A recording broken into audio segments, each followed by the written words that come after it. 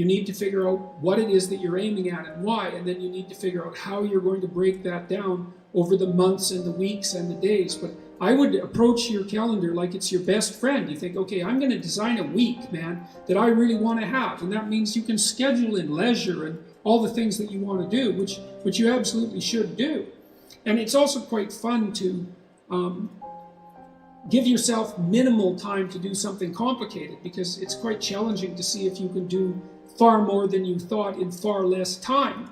And so that's a fun game. And the other thing you can do is, like, if you're avoiding something, you could schedule in 5 minutes of it. Say, well, like if you're avoiding looking at some bills because you're afraid of them, you know, your first step might be to schedule in 5 minutes where you just look at the bill. You don't do anything else. And, you know, you might be able to entice yourself into doing that. So, but I would say learning to plan is unbelievably useful, to schedule your time, because that's your life, you know.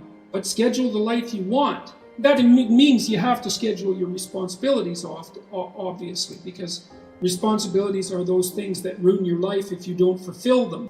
There's 9 billion, 7 billion people in the world. We're going to peak at about 9 billion, by the way, and then it'll decline rapidly. But 7 billion people in the world, and who are you? You're just one little dust mote among that 7 billion, and so it really doesn't matter what you do or don't do, but that's simply not the case. It's the wrong model, because you're at the center of a network. You're a node in a network. Of course, that's even more true now that we have social media. You'll know 1,000 people, at least, over the course of your life. And they'll know 1,000 people each, and that puts you one person away from 1 million, and 2 persons away from 1 billion. And so that's how you're connected. And the things you do, they're like dropping a stone in a pond. The ripples move outward, and they affect things in ways that you can't fully comprehend. And it means that the things that you do and that you don't do are far more important than you think. And so if you act that way, of course, the terror of realizing that is that it actually starts to matter what you do. And you might say, well, that's better than living a meaningless existence. It's better for it to matter. But I mean, if you really asked yourself, would you be so sure if you had the choice? I can live with no responsibility whatsoever. The price I pay is that nothing matters. Or I can reverse it and everything matters. But I have to take the responsibility that's associated with that. It's not so obvious to me that people would take the meaningful path. You know, when you say, well, nihilists suffer dreadfully because there's no meaning in their life, and they still suffer. Yeah, but the advantage is they have no responsibility.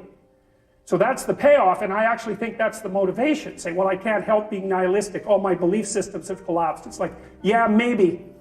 Maybe you've just allowed them to collapse because it's a hell of a lot easier than acting them out.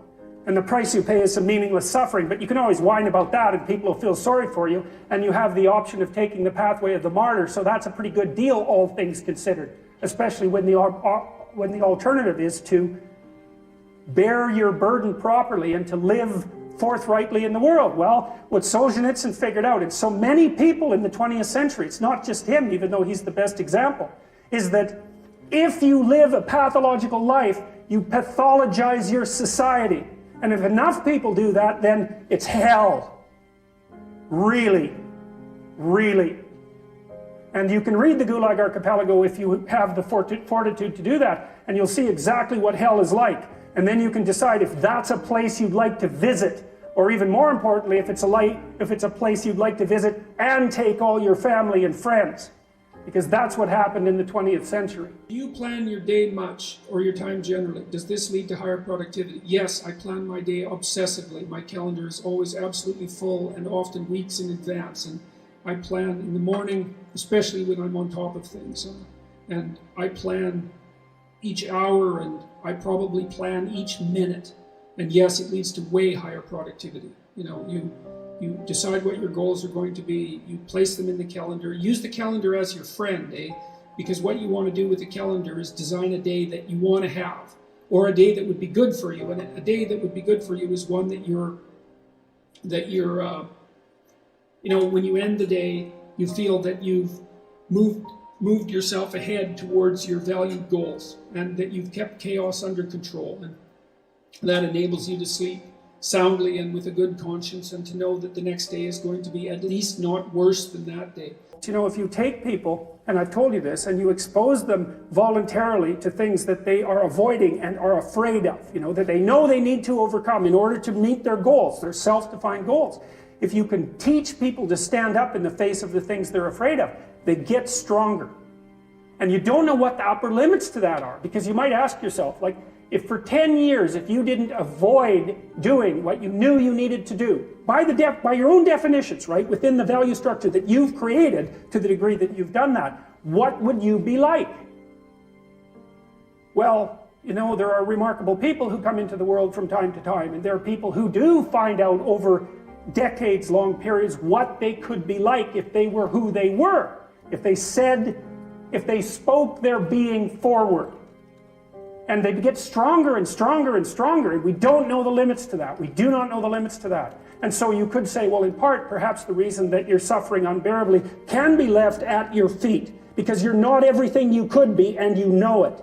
And of course, that's a terrible thing to admit, and it's a terrible thing to consider, but there's real promise in it, right? Because it means that perhaps there's another way that you could look at the world, and another way that you could act in the world, so what it would reflect back to you would be much better than what it reflects back to you now.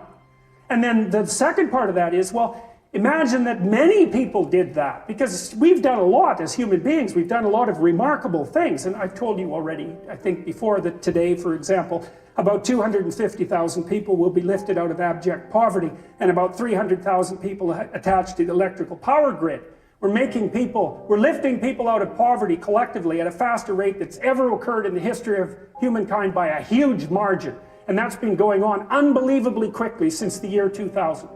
The UN had planned to have poverty between 2000 and 2015, and it was accomplished by 2013. So there's inequality developing in many places, and you hear lots of political agitation about that. But overall, the tide is lifting everyone up, and that's a great thing. And we have no idea how fast we could multiply that if people got their act together and really aimed at it. Because, you know, my experience is with people that we're probably running at about 51% of our capacity. I mean, you can think about this yourselves. I often ask undergraduates how many hours a day you waste, or how many hours a week you waste. And the classic answer is something like 4 to 6 hours a day. You know, inefficient studying, watching things on YouTube that not only do you not want to watch, that you don't even care about, that make you feel horrible about watching after you're done. That's probably 4 hours right there. You know, you think, well, that's 25 hours a week, it's 100 hours a month, that's 2.5 full work weeks, it's half a year of work weeks per year. And if your time is worth $20 an hour, which is a radical underestimate, it's probably more like 50 if you think about it in terms of deferred wages. If you're wasting 20 hours a week, you're wasting $50,000 a year. And you are doing that right now. And it's because you're young, wasting $50,000 a year is a way bigger catastrophe than it would be for me to waste it, because I'm not going to last nearly as long. And so if your life isn't everything it could be, you could ask yourself, well, what would happen if you just stopped wasting the opportunities that are in front of you? You'd be, who knows how much more efficient?